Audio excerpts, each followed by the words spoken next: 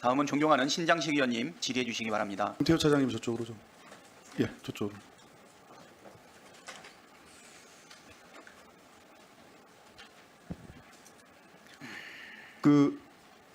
시작하겠습니다. 김태효 차장님. 네, 김태효 차장님 뉴라이트세요? 아닙니다. 2007년 대선 당시 이명박 대통령 후보를 지지하는 뉴라이트 지식인 선언 100명 선언자 PPT 좀 보여주세요. 여기 김태효 차장님 이름 올리신 거 맞죠? 그때는요. 올리신 거 맞죠? 네, 이름은 올리라 그랬습니다만은 참석하거나 그 이후에 연결된 적이 없습니다. 뉴라이트 백인 선언 지식인 선언에 올리신 거 맞잖아요, 그죠? 네, 거기에는 같이. 근데 왜 이름이 지금은 있습니다. 뉴라이트가 아니세요? 그 이후에 활동한 적이 없기 때문입니다. 뉴라이트라는 게 부끄러우세요 지금? 뉴라이트라고 제가 그때 이름을 쓴 것은 네. 구태에 의한 우파 보수를 벗어나서 신선하고 참신한 젊은 우파 보수 지식인이 되자, 그래서 그 말을 듣고 이름을 쓰라 그랬다. 그러면 뉴라이트는 지금 어떤 말로 쓰입니까? 그 이후에는 제가 모르겠습니다.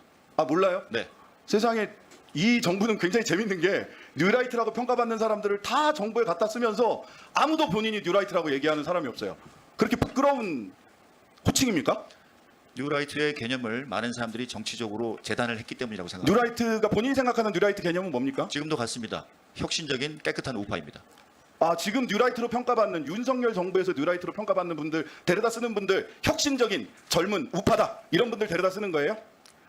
제가 인사권자가 아닙니다만 예. 뉴라이트를 생각하고 인사를 하신 적이 없을 것입니다. 세상에 우리는 그러면 뉴라이트는 세상에 없는데 허상을 두고 국민들이 야당들이 뉴라이트 비판을 하고 있는 거라고 그 차장님은 지금 말대로라면 논리적 연관성 속에서는 그렇게 평가하시겠네요? 세상에 뉴라이트가 있습니까 없습니까? 뉴라이트가 많이 악용되었고 정치권에서 변질되었다고 누가 생각합니다. 악용했습니까? 그것은 알아서 판단을 알아서요? 부탁드리겠습니다. 누구요? 국민의힘입니까? 조국혁신당과 민주당입니까? 모두 해당한다고 생각합니다. 아 국민의힘도 뉴라이트를 악용하고 계세요? 국민의힘 의원들이 굉장히 서운하실 것 같은데 자 중요한 것은 일본의 마음이라는 말씀하셨는데 왜 이런 말씀을 하셨을까 너무 궁금해갖고 논문을 찾아봤는데 아까 논문에서 그런 말을 쓴 적 없다라고 하는데 PPT 좀 보여주세요. 자 일본이 한반도 2006년 한일 관계가 민주동맹으로 거듭나기 뭐 이런 논문 쓰셨는데 일본이 한반도 유사 사태에 개입하는 것이 기정사실화되는 것은 평상시 대북 억지력을 증대시키는 효과를 가져올 것이다 라고 해서 유사 사태 개입 주장하셨어요. 이 개입이 뭡니까? 일본의 미국에 대한 후방 지원입니다. 후방 지원이다. 네. 자 자위대가 주권 국가로서 교전권을 사용하지 못하는 사태에 영원히 있어야 한다는 논리는 대단히 편협하다. 이런 얘기도 하셨죠? 논문에서. 일본의 보통 국가화를 두 번째, 주장하고 있습니다. 네. 일본에서도 찬반이 있는 소위 보통 국가화를 지금 주장하고 계시는 거예요. 그죠? 일본의 평화 세력들은 이 보통 국가화를 다 반대하고 있는데 일본의 일부 극우 정치인들 아베, 기시다 등이 얘기하는 보통 국가화, 교전할 수 있는 나라를 김태호 차장님이 2006년부터 주장을 하셨어요.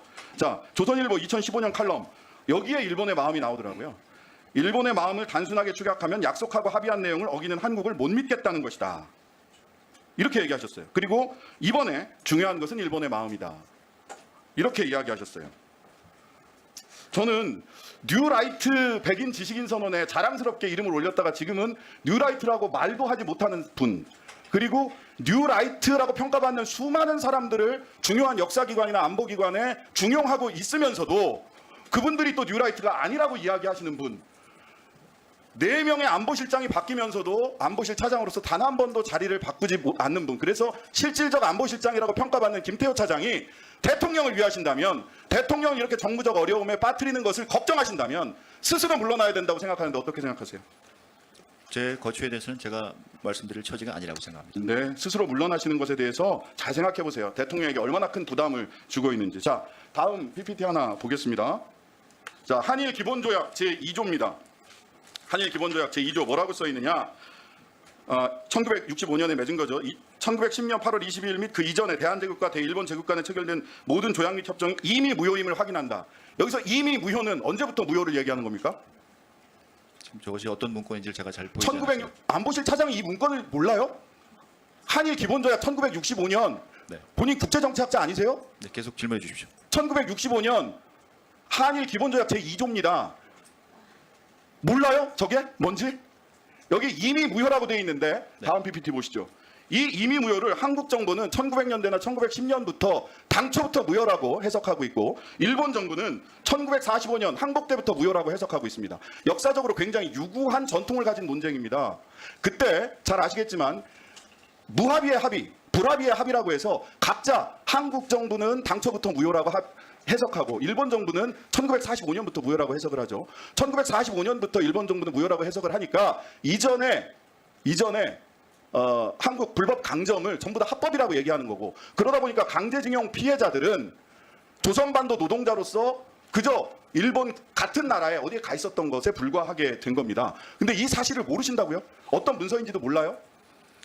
저는 대한제국 그리고 상해 임시정부부터 우리가 주장해온 을사조약의 무효 주장에 대해서 동의하고, 국제법적으로 힘이 강했을 시절에 일방적으로 일본이 주장하는 그 해석은 그 당시대로 또 존재한다고 이렇게 생각합니다. 그 당시대로 어떻게 존재하는 겁니까? 그 당시대로. 자, 이 해석 때문에 어떤 얘기가 나오는 거냐면요. 한국 대법원은 불법 강점이기 때문에 당초부터 무효이기 때문에 강제징용 대상 판결을 하는 겁니다. 그런데 김태호 차장을 비롯한 윤석열 정부는 제3자 변제안을 끄집어내는 거죠. 왜?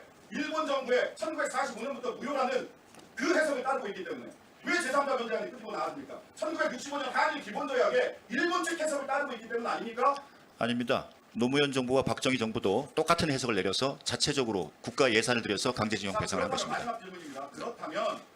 그렇다면 한국 사법부의 판결은 잘못된 판결입니까? 한국 사법부 판결은 1965년 이미 무효, 이것이 당초부터 무효라고 하는 해석에 입각해서 전원합의체 판결을 내렸어요. 사법부의 이 판결을 김태호 차장과 윤석열 정권은 어떻게 판단하고 계십니까? 그것을 존중해야겠기에 거기에 해당하는 제3해법을 마련하고 이행하는 것입니다. 제3해법을 어떻게 마련을 합니까? 이거 앞뒤가 맞는 말씀을 하셔야죠. 네. 중심하는 사람이 어떻게 제3해법을 제3자 변제안을 마련하십니까? 네, 신장식 의원님, 네, 정리해 주시고 보충 질의 때 추가 질의해 주시기 바랍니다. 중국이란 말을 그렇게 사용하세요? 윤석열 정부는 신장식 의원님 수고하셨습니다. 다음